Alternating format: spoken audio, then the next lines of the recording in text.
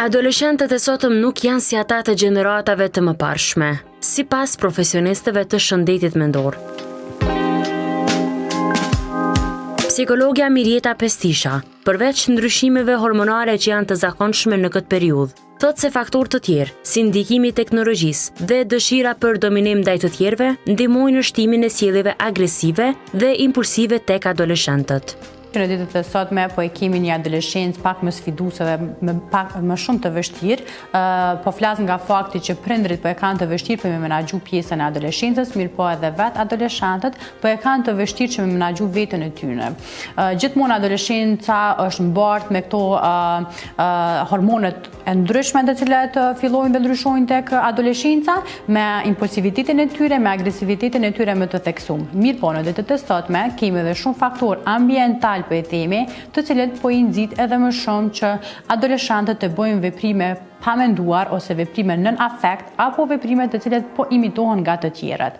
Disa nga faktorët mund të jenë që nuk mund ta hedhim poshtë dhe i pari dhe kryesori mund të jetë teknologjia dhe rrjetet sociale. Ne e dimë se çfarë po bëhet në rrjetet sociale në ditët e sotme, ne po e dimë se çka po shfaqet në rrjetet sociale dhe ky adoleshenca është një fazë ku persona dëshirojnë të jenë dominues ndaj të tjerëve dhe mos edhe ndaj prindërve dhe nga familjarët të tjerë, dhe kjo po i bën që kur po shohin rrjetet sociale, sidomos TikToku, kur po shohin një jetë ideale, kur po shohin pamje të cilat nxisin ndoshta në veten e tyre një fuqi e cila ju duket që me tregu karshi të tjerëve, po i nxit që të bëjnë veprime pa menduar dhe veprime duke imituar nga të tjerët dhe duke dashur që të dominojnë në mesin e të tjerëve. Ajo thekson se mungesa e prindërve për shkak të angazhimeve të shumta ndikon negativisht në mënyrën se si rriten fëmijët, duke e bërë të vështirë ndjekjen e sjelljes së tyre.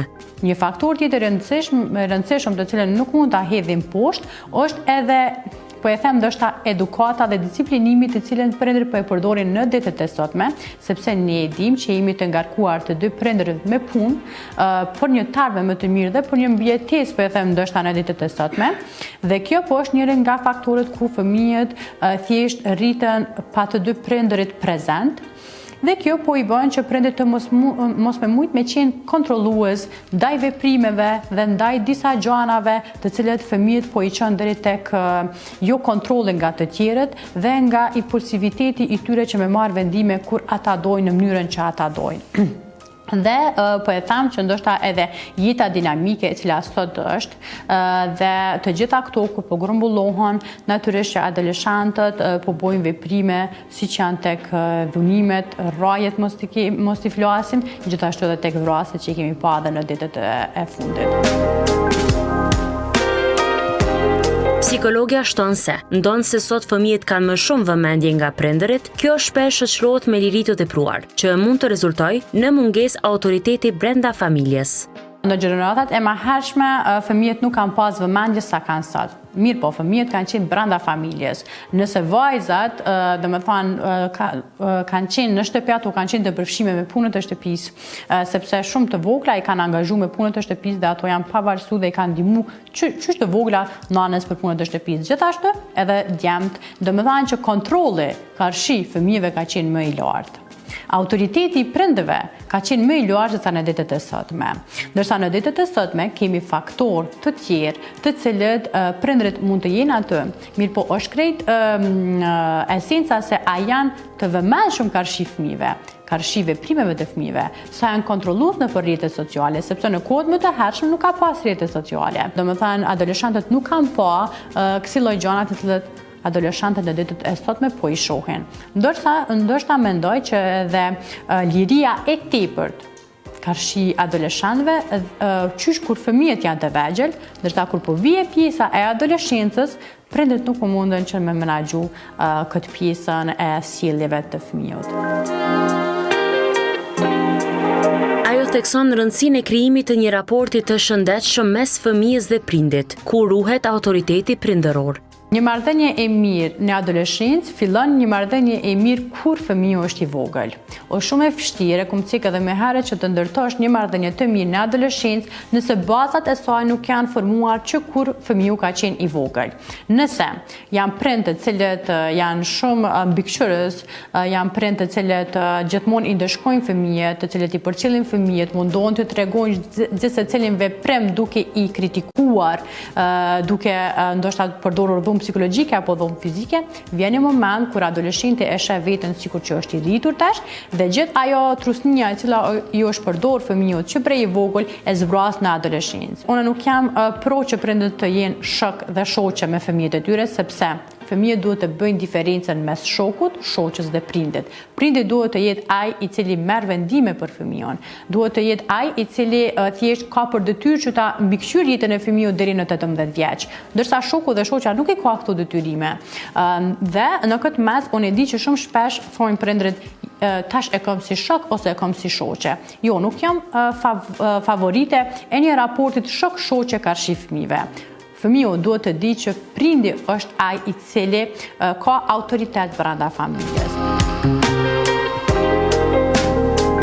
Në anën tjetër, sociologu Granit Muja shpjegon se adoleshentët ndikohen lehtë nga ajo çfarë ndjekin në rrjetet sociale dhe ato modele duan t'i përvetsojnë. Pjesa kryesore e problemeve të adoleshentëve që janë për arsyën e sjelljes tyre agresive, sidomos te pjesa e meshkujve, për arsyën që sipas studimeve zakonisht ka ana e gjinisë mashkullore ashtu anu rritje e sjellje më agresive kohëve të fundit, është për arsyën të emerges të rritjeve këtyne komuniteteve që quhen manosfera. Do me thënë, komunitetet manosfera janë komunitetet të cilat për bazë e kanë me shpërnda ideologji seksiste dhe raciale, do me thënë.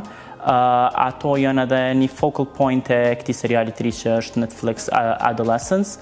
Për shembull, kemi shumë persona që janë influencer apo sikur lloj ikona që fëmijët e vegjël po i shohin tash, domethënë adoleshentët, edhe mendojnë që ajo lloj ideologji është e saktë, kështu që në momentin kur fillojnë me marr atë lloj mësimi që vajzat janë më pak se, edhe fillon një dehumanizim i anës tjetër, është shumë më e lehtë që personin fjalë me krye dhunë në të ardhmen ndaj atij personi për arsyen që fillon me një moshtre me racionalizu atë lloj sjellje.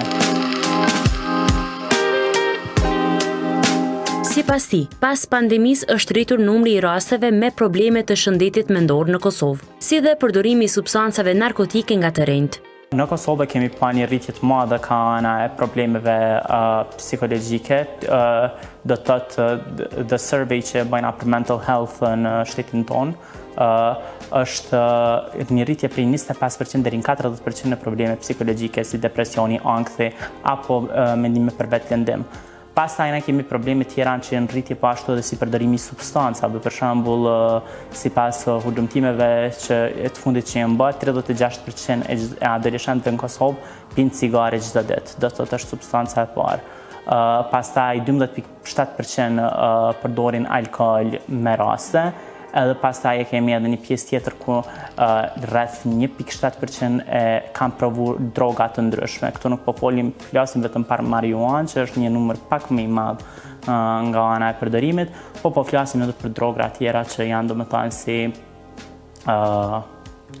kokaina në disa raste të gjitha këto tjerat. Po pastaj ka ana e prindve se çka munden me bë është me qenë pak më të vëmendshëm, me qenë pak më supportues ndaj fëmijëve dhe më jap një lloj lirie që me pas ku më armë me i fol shqetësimet e tyre. Për arsyen që një gabim që na kemi shpesh si shoqëri është që e kemi shumë atë ndjenjen që na dojmë me u duk mirë pikëspari tek të tjerë, tek shoqëria, domethënë, edhe ndonjëherë kjo është gabim për arsyen që çesim presion tepër të madh tek adoleshentët. Në fund edhe platformat si Netflix kanë nisur të trajtojnë këto tema përmes serialeve që fokusohen në jetën e adoleshentëve, presionin shoqëror, dashurinë e parë dhe marrëdhëniet me prindërit. Ekspertët shëndetësor bëjnë thirrje që prindërit të jenë më të vetëdijshëm dhe të përfshirë në jetën digjitale të fëmijëve të tyre.